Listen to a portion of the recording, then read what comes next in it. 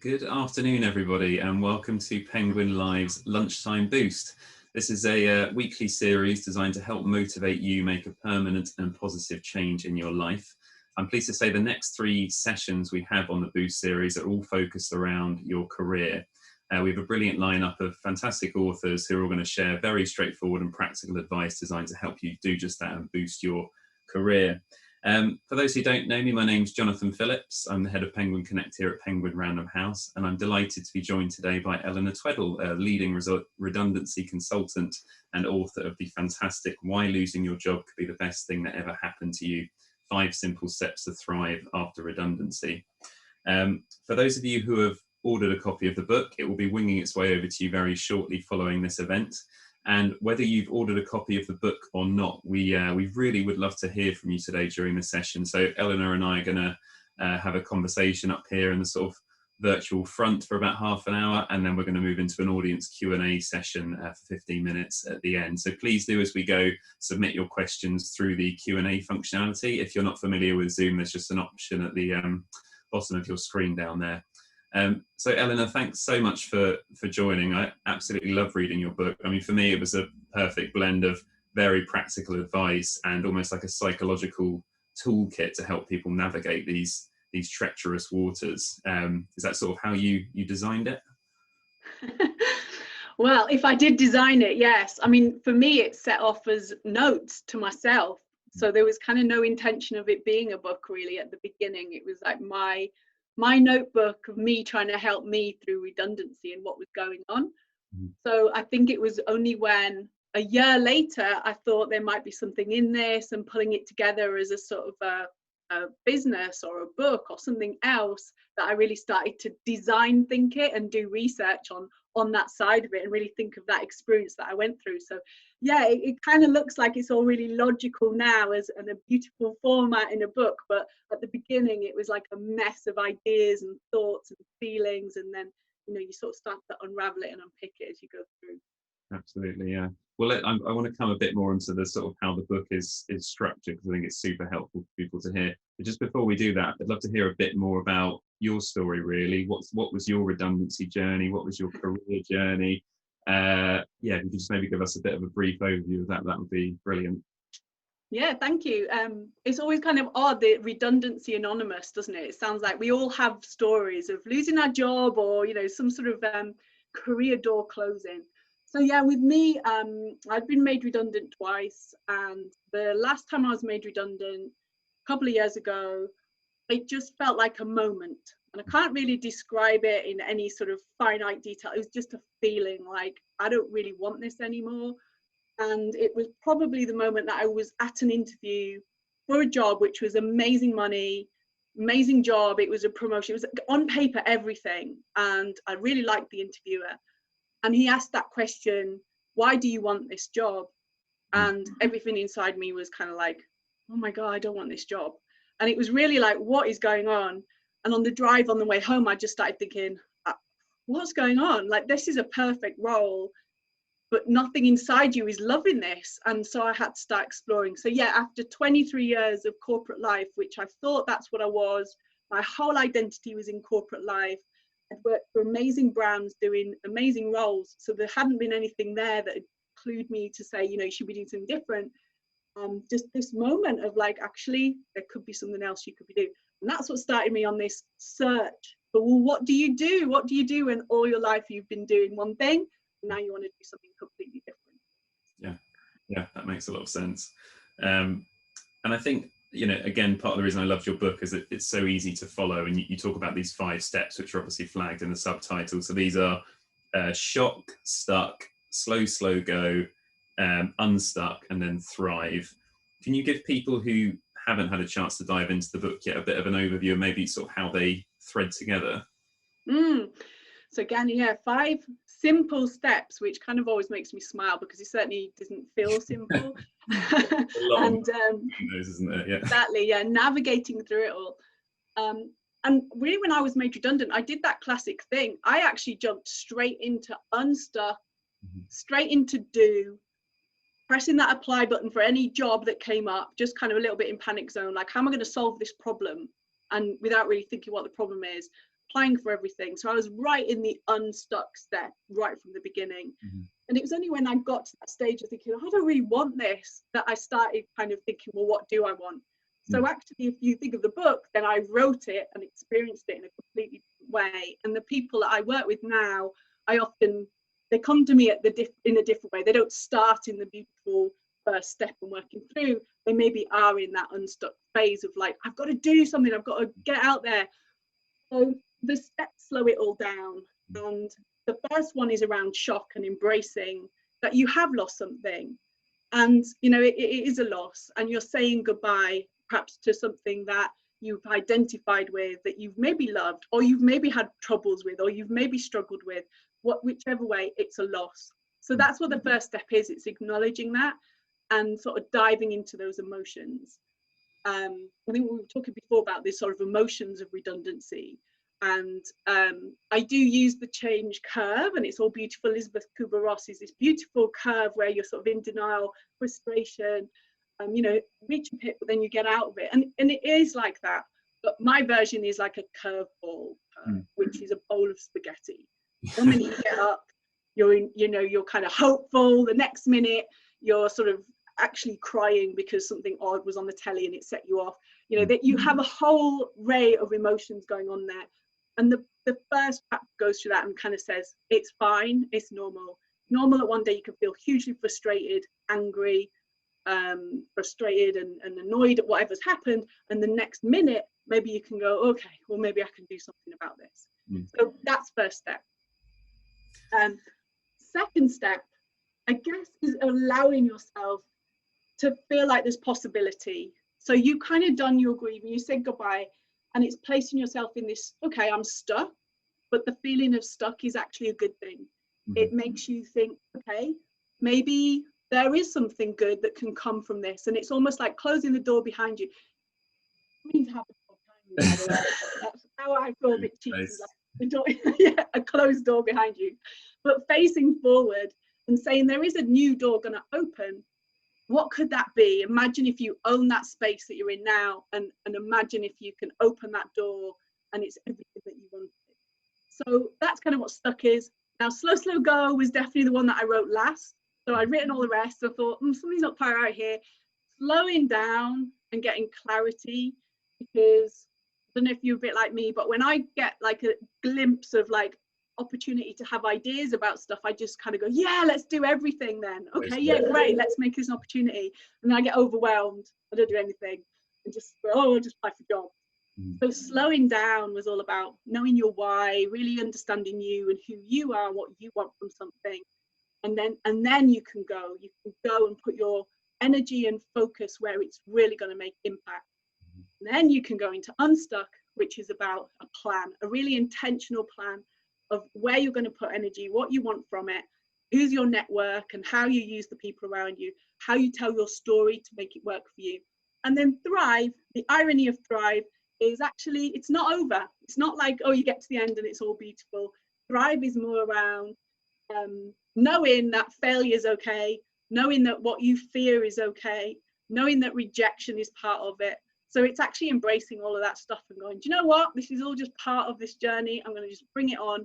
I'm going to take it. I'm going to equip myself to be resilient and move through it. So that's kind of the 5 steps. Yeah. And I think it'd be so helpful to dive into those a bit more. And I know you just touched on this almost in part of your own story around, you know, day one. So like very much in the shock phase, you get the dreaded phone call, your role's been made redundant. You know, it's panic stations, and in that moment, like what should you do, or perhaps more importantly, what shouldn't you do? Yeah, in that very moment. Well, we were sort of talking about the irony of the book title, you know. the original sort of idea was, wouldn't it be lovely, you're having to make people redundant, but you're a really nice manager and you're trying to do the best, wouldn't it be lovely to have something to give someone and say, I'm so sorry, but here. So I sort of, that's why I brought all my notes together at the beginning of when I was writing the book. But obviously the book title now, Why Losing Your Job Could Be the Best Thing to Happen, is probably not the message you want in that moment in time. So I actually say to people, probably don't give them my book right at that moment, because you're not in the mood, you're trying to really work it out. You're a great manager, definitely give the book couple of days later with a really nice note saying, you know, I'm so sorry. So, you know, the book, obviously give them the book, but do it in a really nice, considerate way. Yeah. But yeah, in that moment in time, you're not in that mood, you're not in that place, you're in shock, you're trying to digest what's going on for you. Just allow things to happen. And what I try to say to people is just try and disconnect a little bit if you can. I see a lot of people just carry on and try and work through, you know, get work done still, and probably they're distracting from what's actually happened. To treat it like a loss and go through that phase of acknowledging what's happened, give yourself a bit of space. So that's probably the first thing. Don't just push on. You don't need positive pants on at this point. You can just be okay and absorb, okay, right, what's just happened there? So that's probably the first thing. And you talk about as well, you talk about the art of wallowing, don't you? How it's okay to sort of be in this initial phase, or maybe not the shock phase, but the stuck phase, and kind of you can make that a useful phase as well, and sort of wallow healthily, you say, don't you? Yeah, definitely. I mean, I definitely learned that by not doing it healthily. So I probably did go through that phase of like hobnobs and lots of coffee all day, lying on the sofa watching telly, just feeling generally sorry for myself. Yeah, not good. Didn't really help, to be honest. So it's okay, but catch yourself, like really catch yourself and start to become aware of like, well, what am I doing? And there's really fine balance. So yeah, looking after yourself is definitely one of your jobs to do. That is on your list, and it's got to be very intentional in this space, because now what you're being challenged to do is operate at peak performance, go out there and get that job or start that business or whatever you want to do, whilst you're going through all these emotions that are bringing you down. So that tension is really like a ball of emotion. So yes, looking after yourself is key to it. And you know, it does include looking after yourself through diet and what you're eating and putting the hobnobs away. You know, it's not going to help. In the days of meeting up with friends who'd perhaps also been redundant or in similar positions, where we used to just sit and eat cake and drink coffee and just, you know, kind of consume it all. But you have to build in exercise. You have to build in routine into your day to keep yourself in that really good space, so that you can allow yourself to then start thinking positively or optimistically about what happens next. So it's definitely key. Yeah, because it's an emotional roller coaster, right? And you know, you must have seen all manner of different emotions and feelings during your time working in this space. Like, can you maybe name like the top 2 or 3 and how people can overcome them? The top of the pops emotions. Yeah, well, if we're going to be very honest about it, there's usually a bit of anger. I mean, it depends on how it's been dealt with or handled, but people can feel angry and disappointed. So it can come out in that way, and people feel huge frustration around that. Often it is how it's been handled, or they don't feel it's been fair, and people can stay in that space for quite a long time. So that was one of the first things that I kind of tried to work around. And there's a chapter in the book about revenge, like the drama of revenge, because there is those feelings. You know, you don't need to pretend they're there. It's hurtful what's happened, but you can manage that energy to actually work for yourself. And if you start really thinking a bit more selfishly around, hang on a minute, how am I helping myself here? Then that's the work that you do. So I see people kind of just spending hours and days and weeks getting angry about an organization and emailing angrily the HR department and wanting this revenge or whatever they're wanting to do. It's not helping them to move on. You've got to start being a bit more selfish with your energy and your action taking. So you might feel like that's what you should be doing, but you really grab hold of that emotion and go, no, I've got to own this, and I've got to actually channel that energy to do something good for me. So it's one of those conflicts that I see. So that's probably the first one. The second one is definitely just, I think it's just nothing. Like, that's the emotion, just blankness, just like, what just happened? I don't even know where to start. You know, people just feel lost.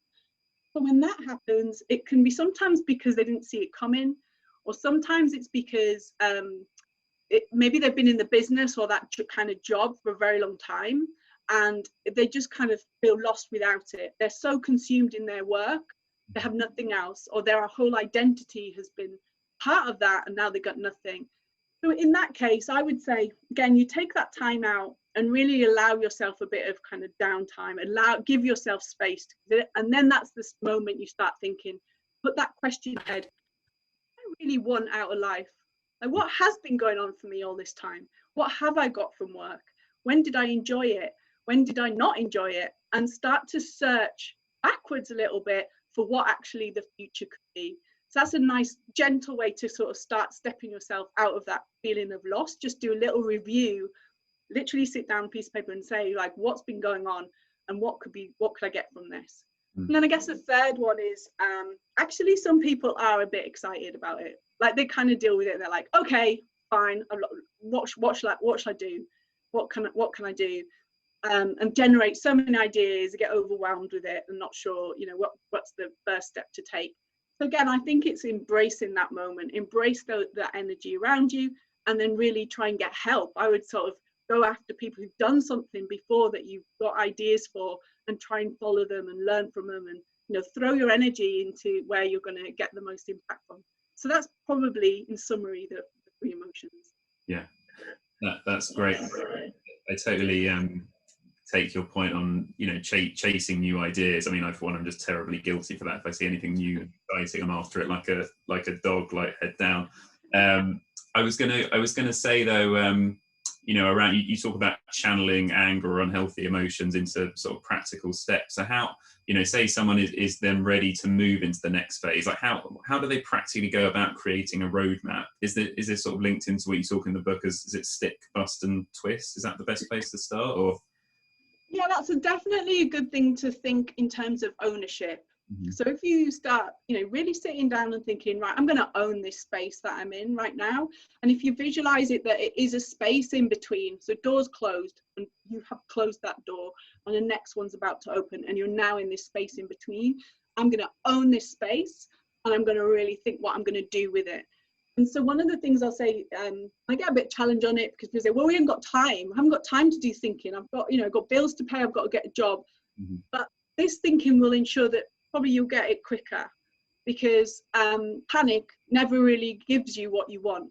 When we sort of operate from panic zone, it's clouding what we're doing. So if you give yourself even 10 minutes a day, just quiet time, 10 minutes a day over your cup of coffee or whatever in the morning, and think and sit with, right, where am I at? What is going on for me? How am I feeling? What do I really want?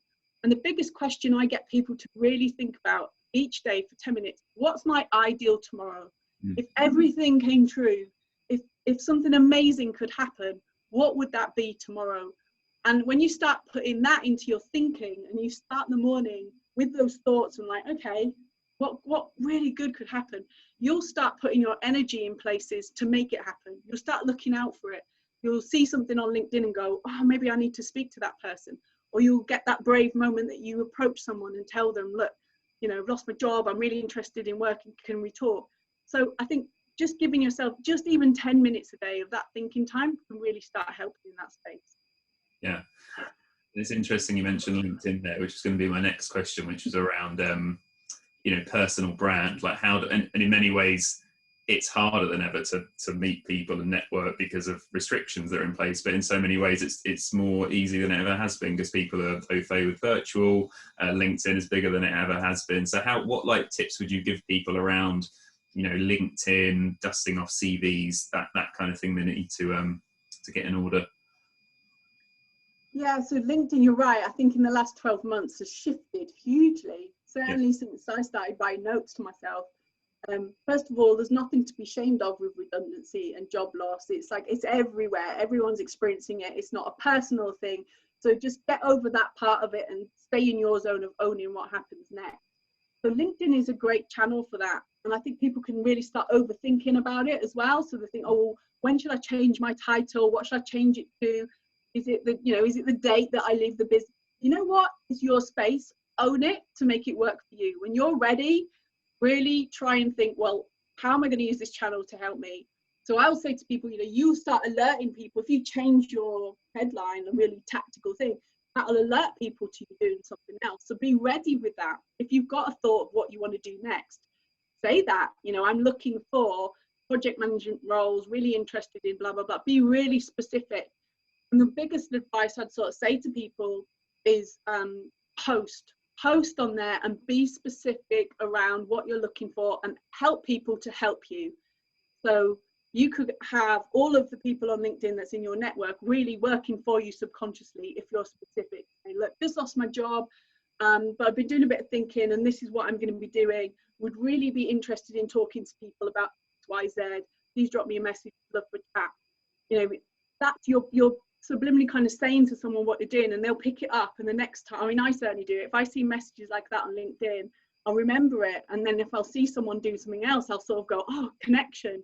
So I think that LinkedIn is a great place, and you've got a lot of will on there. People want people to succeed. People want people to find the next job. I find it a really encouraging place to be.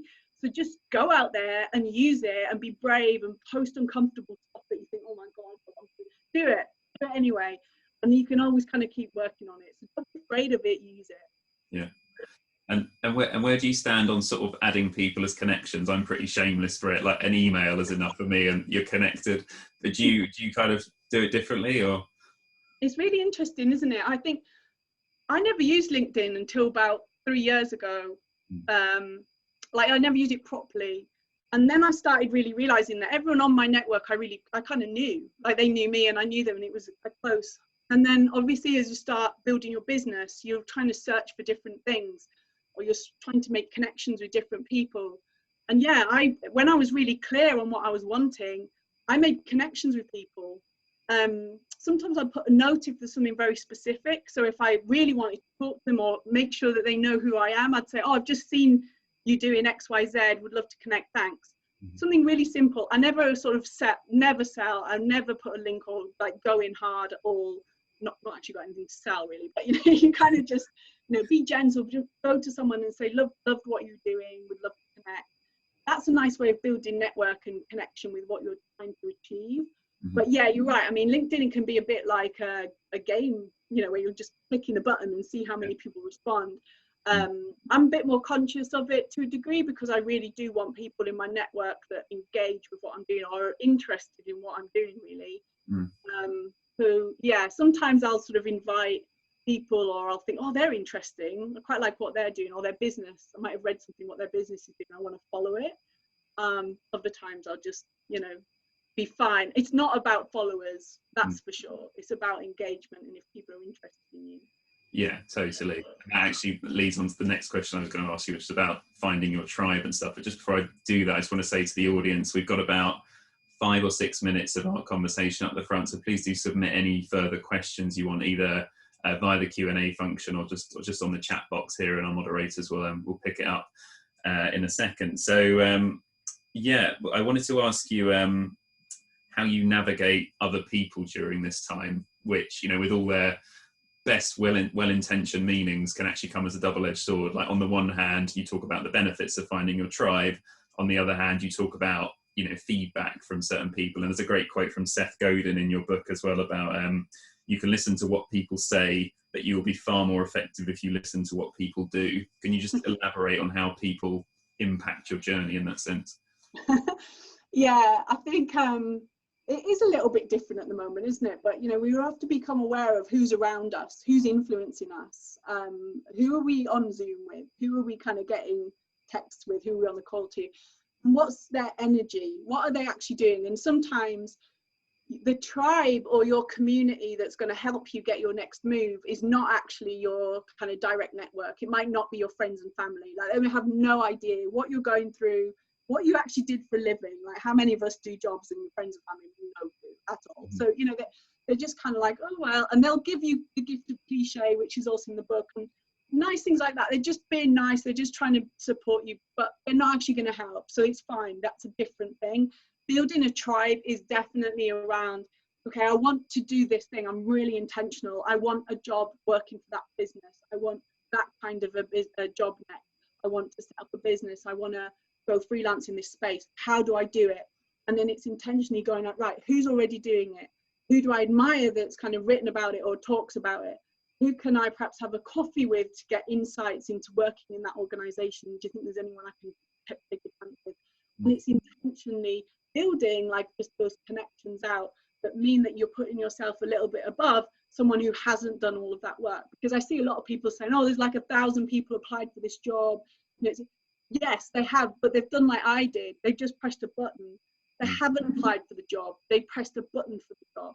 If you apply for the job and you have applied your energy, your effort, your research, everything you've got, then you're probably in the top sort of 20 people of that thousands of people, and you're going to stand out. So it's like being really intentional of building this kind of connections, and those people that are doing it already, that what you want to do, because they'll kind of make you have the energy to push forward. They'll inspire you to keep going. So yeah, it's quite kind of key. And yeah, the feedback thing is kind of, I see people ask for feedback or get a bit obsessed in it. And my opinion is, I love people's opinions. I love people's thoughts and ideas and suggestions, but I'm not interested in feedback from people who didn't want me. It's as simple as that, you know. When you get dumped, you don't go and say, oh, why did you dump me? I'd really like to understand. No, who cares? They don't want you. Move on and go and find someone who does want you. So yeah, that's my kind of, don't waste energy on it, but do ask people who you admire for advice, suggestions, ideas. Yeah, great. So one last question from me before we go on to the audience questions. I can already see them sort of lighting up my chat box. So obviously it's always a bit of a tricky subject, this, and like you've highlighted in your the way you framed your book, it's such a long journey, and so many people will be at different stages of it.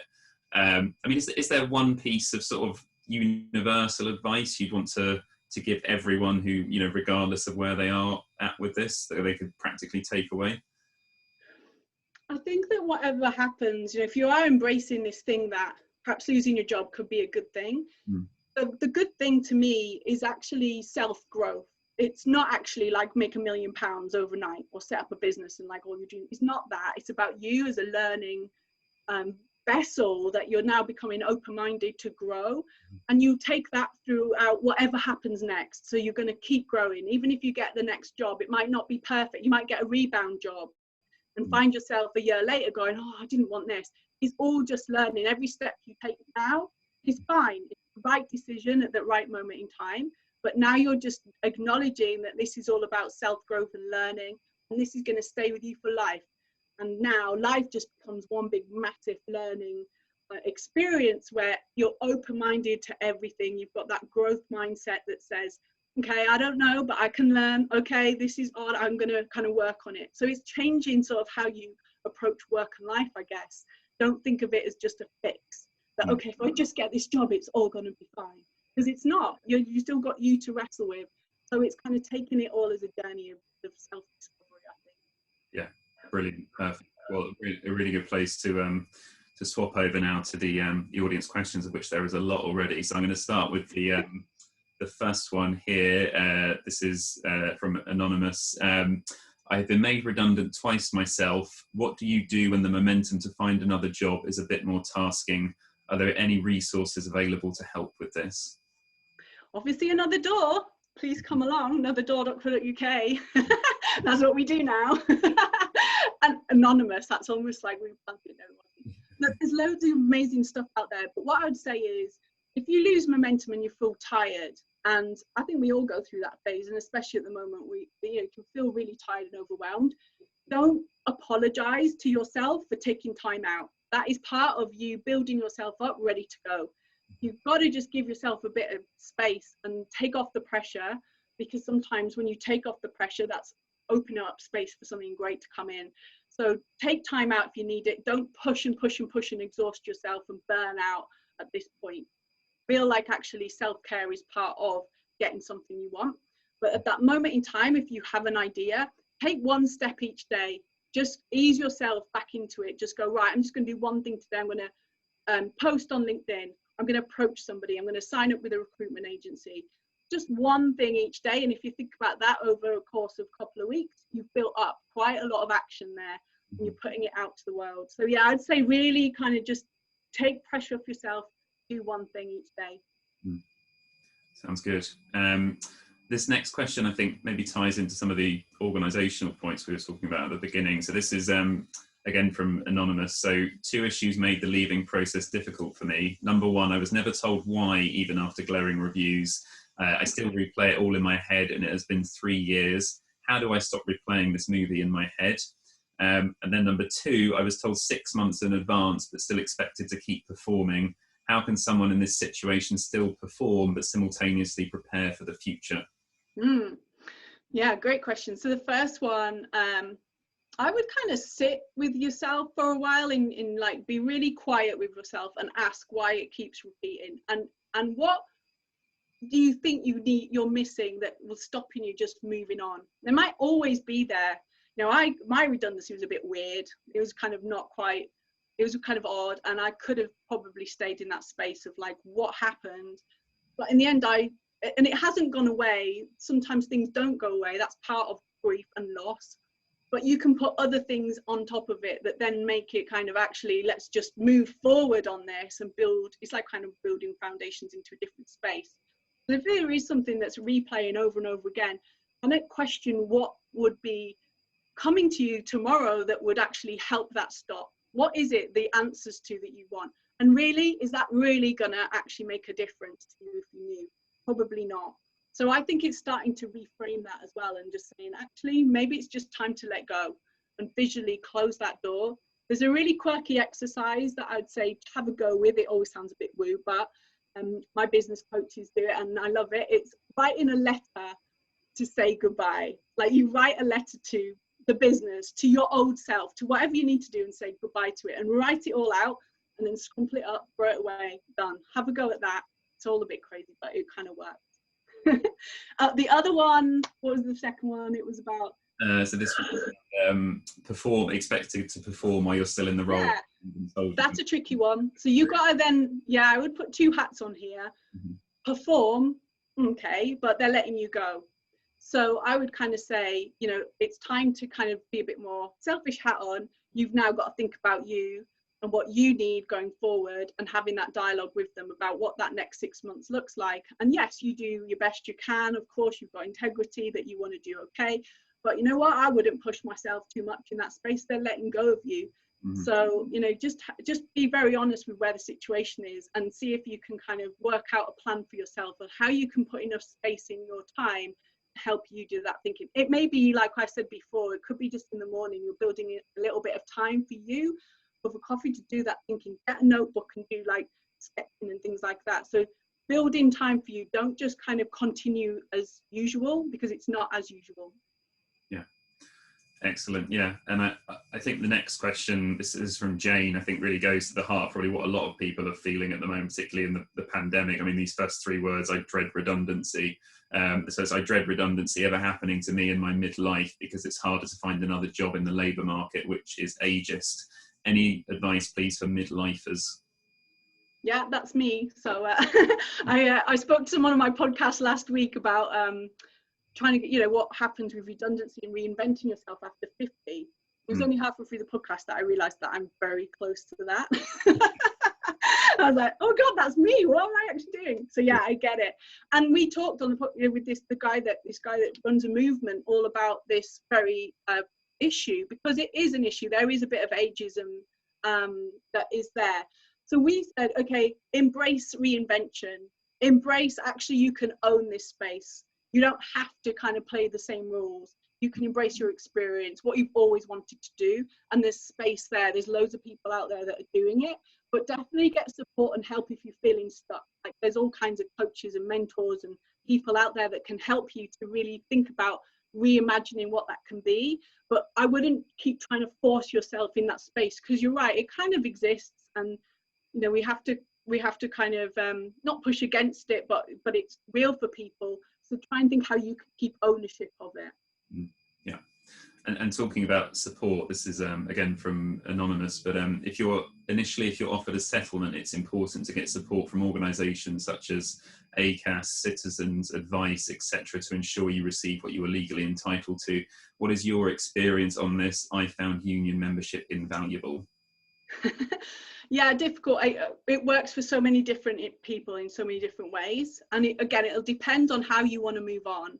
My personal experience was I found a really great solicitor, let them get on with it. I disconnected as soon as possible. I knew they were doing what they needed to do, and I just did not get involved, let them do it. But that's because they were recommended to me, and I knew that they would do that for me. So, and people, it should be kind of part of, they shouldn't be paying for that as well. That's probably the other point, it's part of being made redundant, you get that support. So, yeah, I would sort of say you've got to do it your way. There's no there's no way to do this, and you've got to really tune into what's going to make you feel better. But just check in with where your energy is. If you're continuously fighting a battle, looking at the door behind you, just be cautious of the door in front of you then is being neglected. So you've got to kind of balance that future thinking with what you want to fight for and stand up for.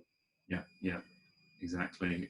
Unsurprisingly, loads of questions keep coming in, so we're just going to work through these. If we don't get to any of your questions, do apologise. We'll do our best to sort of field them to Eleanor at a later date. So the next question is, so acknowledging yes to that redundancy can lead to new opportunities, but the pandemic has made it much harder to find these. It can lead to a desperate feeling to do anything just to get some money. Any tips for advice on how to manage, any tips for how to manage these emotions? That's from Eva. Yeah, so two things I'd say maybe think about. Separate out wants and needs. It's two different things. Mm-hmm. So really think about what you need and be really clear on that. So if you do need X amount of money by X amount of date, know it and do the numbers thing. You know, go and look at all your outgoings, go and look where you can save, go and look at all of that so you're absolutely clear on what do I need by when. And I'm really surprised how many people don't do that. They just have a fear of money, but it's not clear. So stick a milestone in. I have to earn X by this point. There's options out there. So if you need that, you go and do what you need to do. And I think we've all kind of done jobs that we need to because we've got to get some money in. And it's fine. That's completely fine. It's part of this process. As I said, it's part of growing. There's no shame. There's nothing. Like I speak to my Tesco delivery driver, and he ran a business which is currently not going at the moment. He's not even sure if he wants to go back to that business now because he quite enjoys the. But he, we have a little chat on the doorstep about how it was a bit hard for him at the beginning. So we get all of that, but do what you need to do, but it doesn't mean that defines you. So what you want to do in the future and your longer term aspirations, you're just taking one step into that space. So don't ever let go of the want.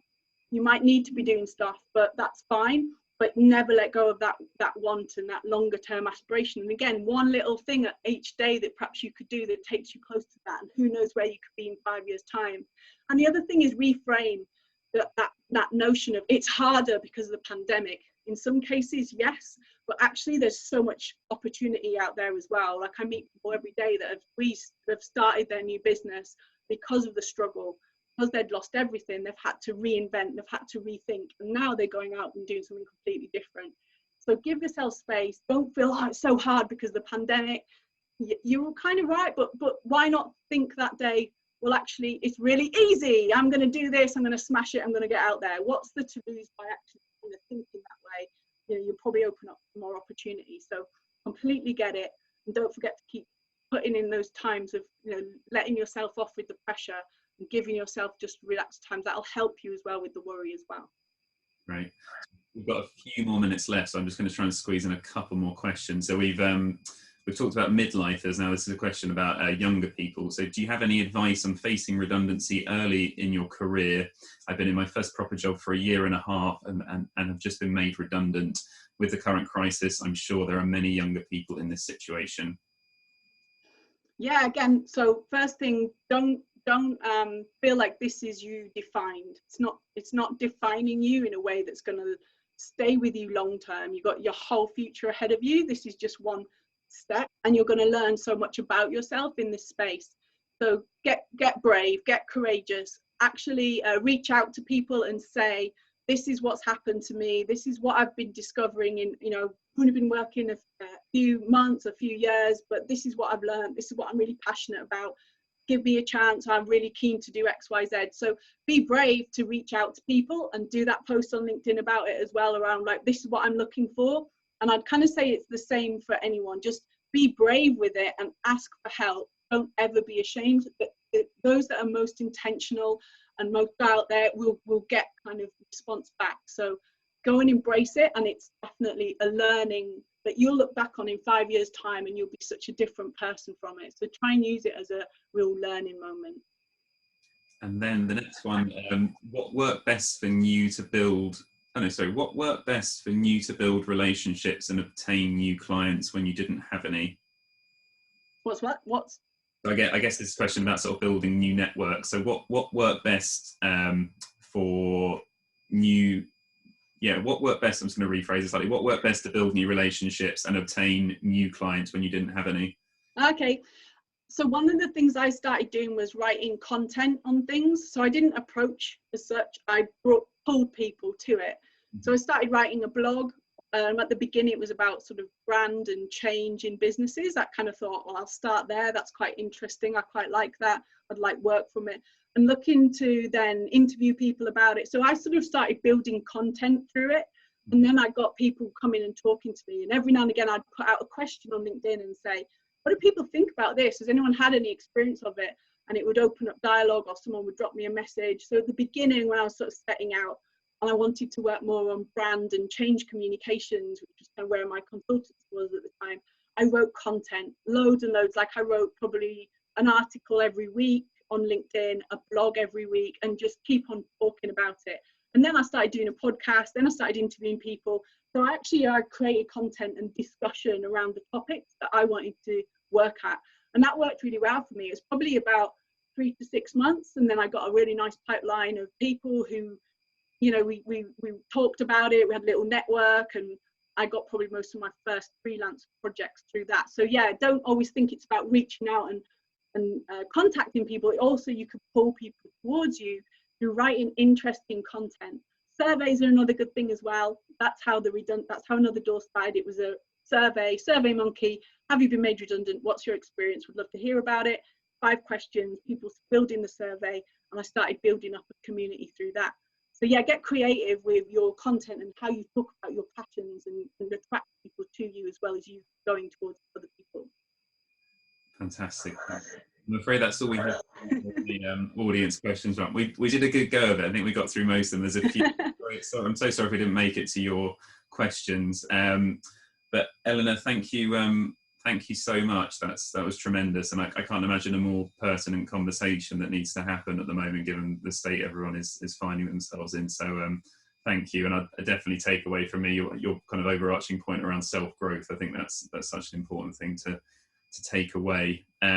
So just finally, from me, I just wanted to thank everyone for coming and dialing in today. If you have any comments on the event or questions or thoughts, do please get in touch with the Penguin Live team. I'm sure they'd be really happy to hear from you. Thanks also to our bookseller partners, Waterstones, for this event, who have facilitated getting the book out to people.